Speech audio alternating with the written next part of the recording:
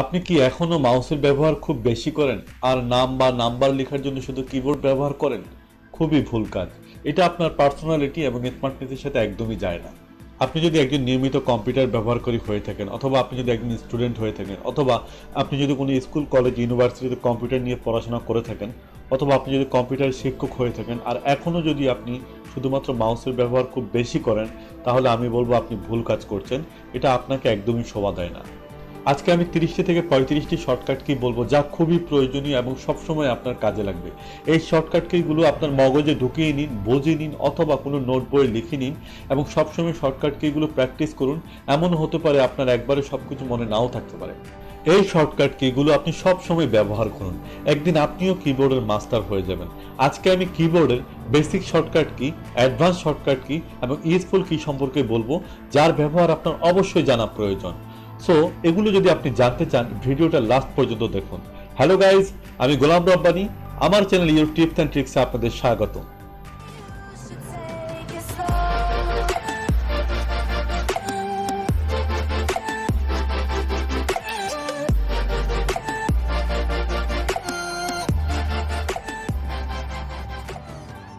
সবার প্রথমে আমি যে শর্টকাট কিটি দেখাবো সেটি মজার একটি শর্টকাট কি। আচ্ছা, আমি যদি আপনাদেরকে প্রশ্ন করি, আপনারা মাউসের সাহায্য ছাড়া কিভাবে মাই কম্পিউটারে যাবেন? কনফিউজড হওয়ার কোনো কিছু নেই। সিম্পলি আপনি কিবোর্ডে চলে যান। কিবোর্ডে যাওয়ার পর প্রেস করুন window key plus E. Window key plus E press করার সাথে সাথেই আপনি মাই কম্পিউটারে চলে যাবেন। এরপরে আমি যে শর্টকাট কিটি দেখাবো সেটি হচ্ছে উইন্ডো কি প্লাস ডি। এটি খুবই মজার একটি শর্টকাট কি, আর আমি মনে করি প্রত্যেক কম্পিউটার ইউজারের এই শর্টকাট কিটি সম্বন্ধে জানা প্রয়োজন। সো ফ্রেন্ড, আমরা যখন কম্পিউটারে কাজ করি তখন আমরা অনেকগুলো প্রোগ্রাম নিয়ে কাজ করি। আমরা যখন আমাদের ডেস্কটপে যেতে চাই কোনো প্রয়োজনে, তখন আমাদেরকে প্রত্যেকটি প্রোগ্রাম মিনিমাইজ করে করে ডেস্কটপে যেতে হয়। আমি যদি আপনাকে প্রশ্ন করি, মাউসের সাহায্য ছাড়া কিবোর্ডের সাহায্য নিয়ে, অর্থাৎ একটি শর্টকাট কি প্রেস করে আপনি সরাসরি ডেস্কটপে যেতে পারেন, তাহলে কোন শর্টকাট কি দিয়ে আপনি প্রেস করবেন? আর তা হচ্ছে উইন্ডো কি প্লাস ডি। মনে করুন আমার এখানে অনেকগুলো প্রোগ্রাম চালু আছে। ওকে, সো আমি যদি ডেস্কটপে যেতে চাই তাহলে আমাকে মিনিমাইজ করে করে যেতে হবে। সো আমি মিনিমাইজ করে করে যাব না, আমি সরাসরি প্রেস করব window key plus D. Window key plus D press করার সাথে সাথে আমি ডেস্কটপে চলে গেলাম। আবার যদি আমি আগের প্রোগ্রামে যেতে চাই, সিম্পলি প্রেস করুন window key plus D again. তাহলে কিন্তু আমি আবার আগের প্রোগ্রামে চলে গেলাম। এরপরে যে শর্টকাট কিটি আমি আপনাদেরকে দেখাবো সেটি খুবই প্রয়োজনীয় একটি শর্টকাট কি। আচ্ছা, আমি যদি আপনাকে প্রশ্ন করি, মাউসের সাহায্য ছাড়া আপনি কিভাবে কম্পিউটার শাটডাউন দেবেন?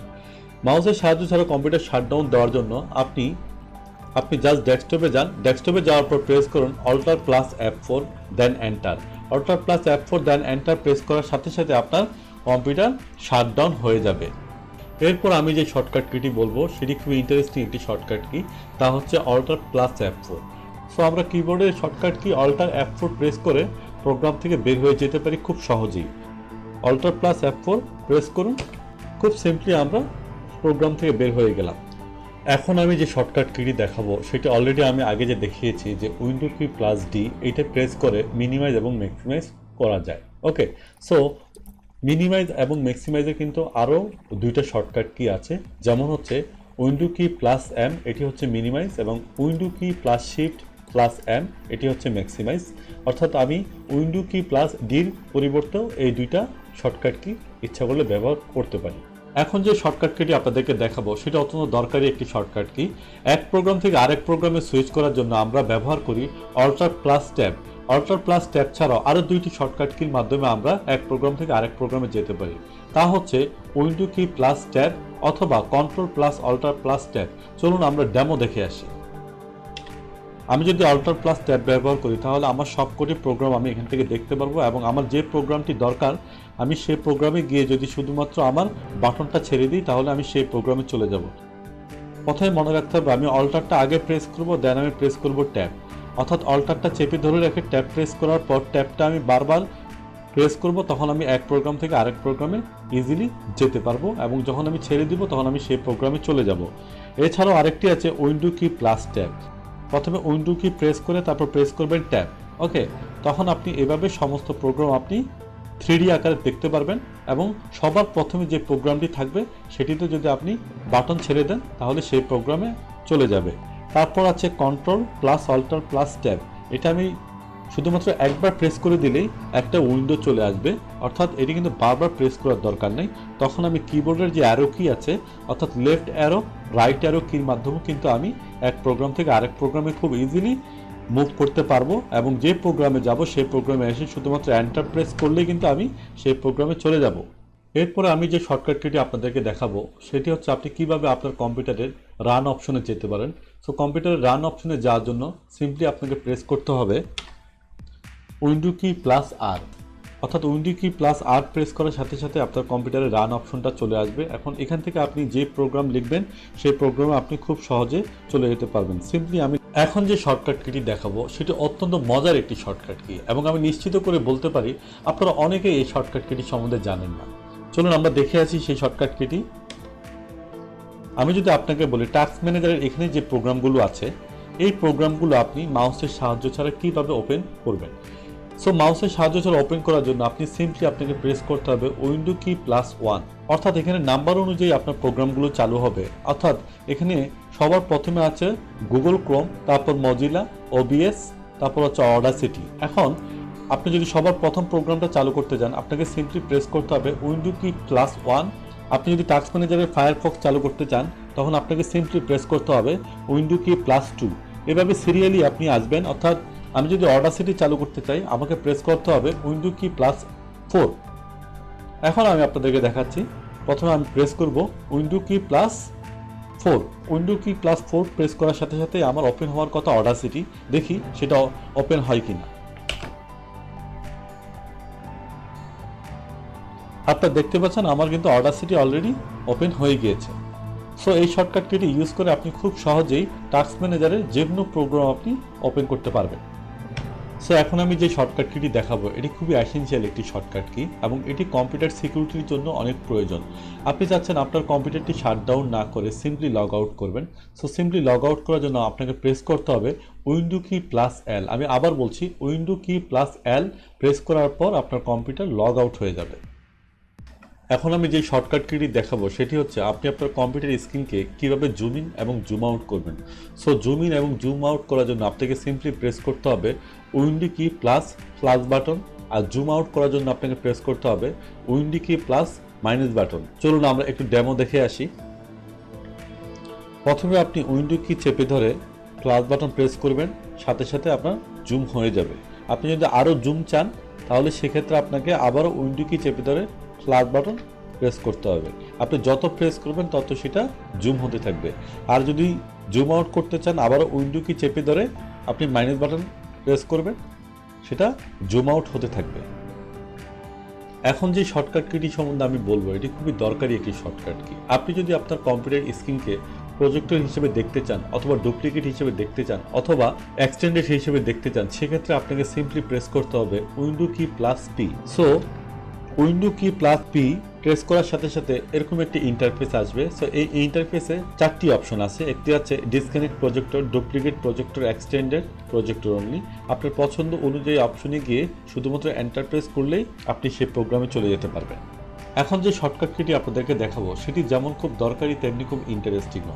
আচ্ছা, নর্মালি আমরা কম্পিউটারে নতুন একটি ফোল্ডার খোলার পর সেই ফোল্ডারটা আমরা রিনেম করি, অথবা এক্সিস্টিং কোনো ফাইলকে আমরা রিনেম করি।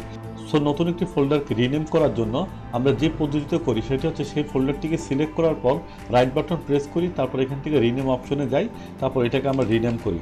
সো আমরা এভাবে করব না, আমরা সিম্পলি ফাইলটাকে সিলেক্ট করব এবং প্রেস করব F2 প্রেস করার সাথে সাথে কিন্তু আমার রিনেম অপশনটা চলে আসছে। ওকে, সো মনে রাখবেন কোনো ফাইল অথবা ফোল্ডার রিনেম করার জন্য আমরা সেই ফাইলটিকে সিলেক্ট করার পর সিম্পলি প্রেস করব F2। এখন আমি যে শর্টকাট কিটি দেখাবো সেটি হচ্ছে কিভাবে একটি নতুন ফোল্ডার খুলবেন মাউসের সাহায্য ছাড়া।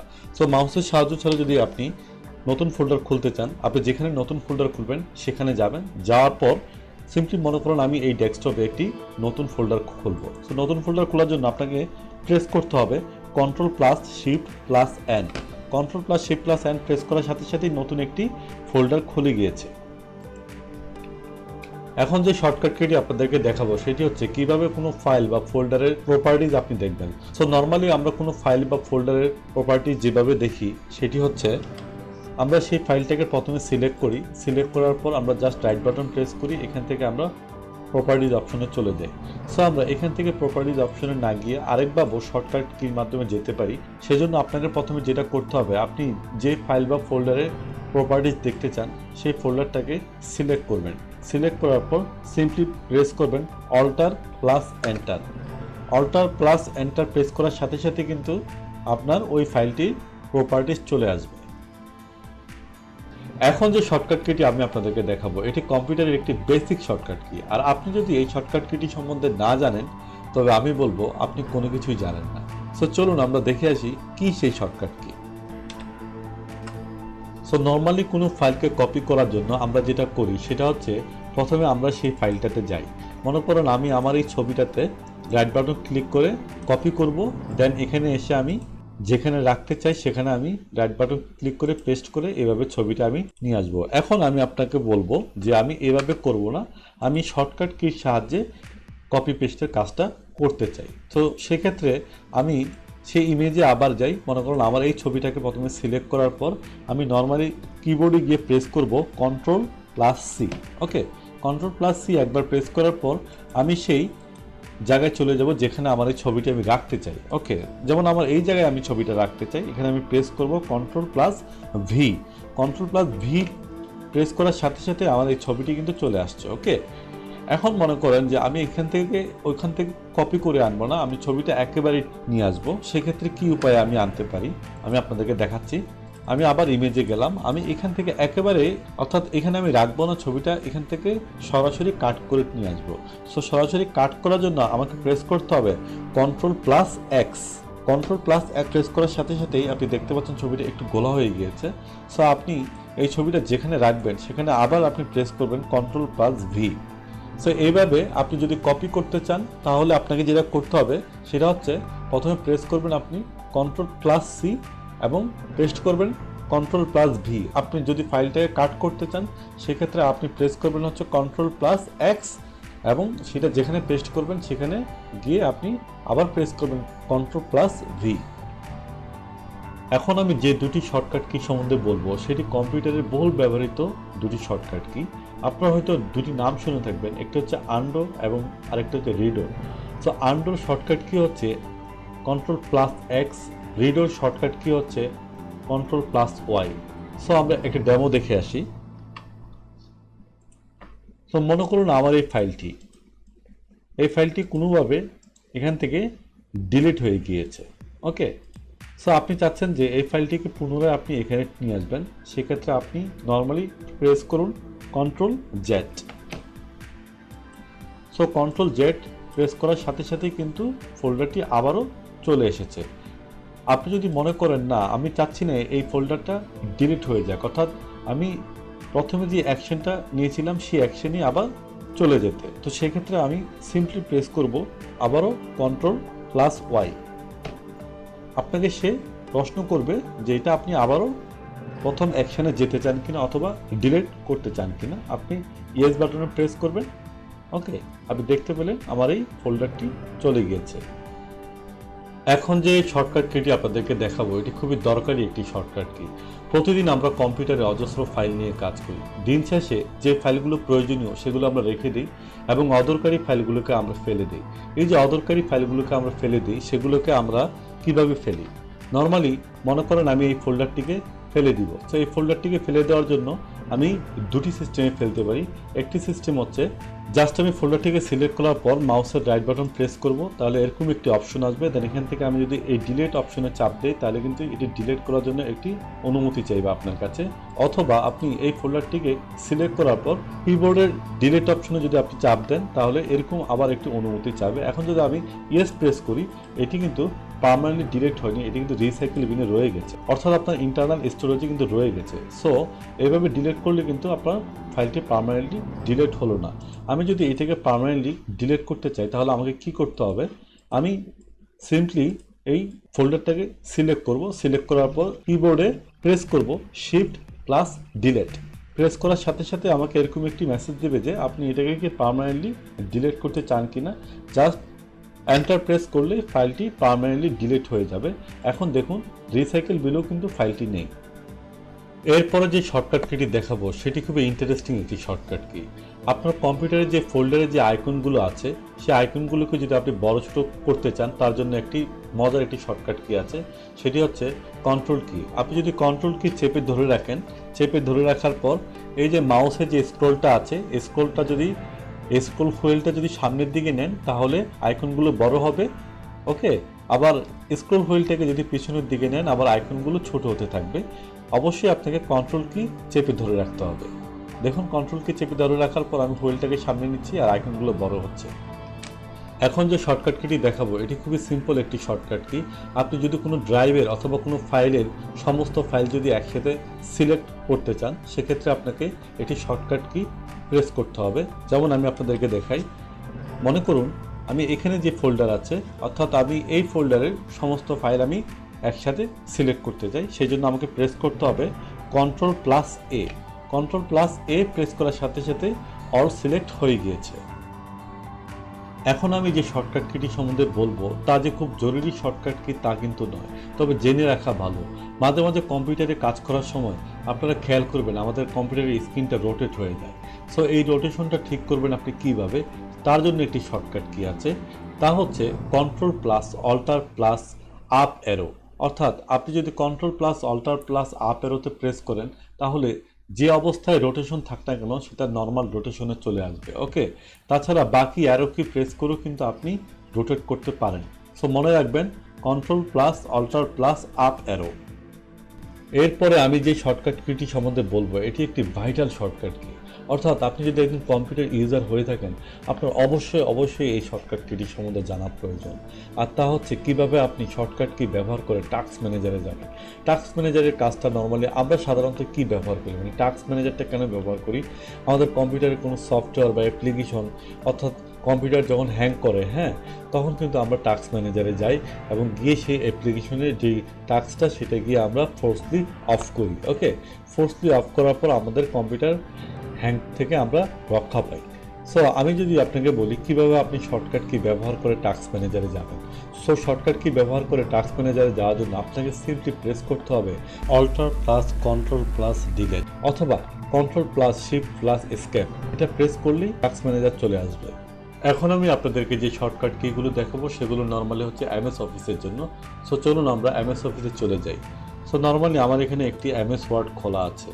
এই এমএস ওয়ার্ডটা যদি আমি সেভ করতে চাই তাহলে আমি নর্মালি ফাইলে যাব, সেখান থেকে আমার এখানে সেভের দুটি অপশন আছে, একটা হচ্ছে সেভ আর একটা হচ্ছে সেভ এজ। ওকে, তো সেভের যেই শর্টকাট কিটা সেটি হচ্ছে কন্ট্রোল প্লাস এস। আমি আবারও বলছি control plus S. Control plus S যদি আপনারা প্রেস করেন তাহলে সেটি নর্মালি সেভ হবে। এখন আমি যদি বলি যে কিভাবে আপনি সেভ এজ অপশনে যাবেন, ওকে, কন্ট্রোল প্লাস এস কিন্তু অনলি সেভ হবে, বাট সেভ এজ অপশন কিন্তু আসবে না যদি এটি আপনার এটি যদি এক্সিস্টিং ফাইল হয়।